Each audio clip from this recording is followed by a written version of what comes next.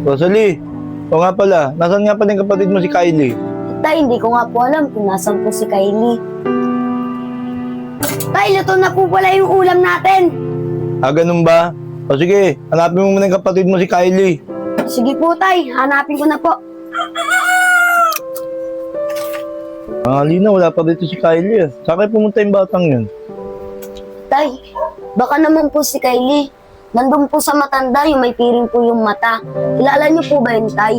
Baka po nakikinig na naman po si Kylie sa kwento po ng matanda na yun. Yung sinasabi mo sa akin, si yung matandang bayan. Wala yun. Yung kinukwento yun, mga gawa-gawa niya lang yun. Hindi mo mga katotohanan yung mga kinukwento yun. Ganun po ba, Tay? Tay, matanong ko lang po sa inyo. Ba't po nakatakip po yung mata nun? Ano pong nangyari sa kanya? Yung nasa mata niya, wala yun.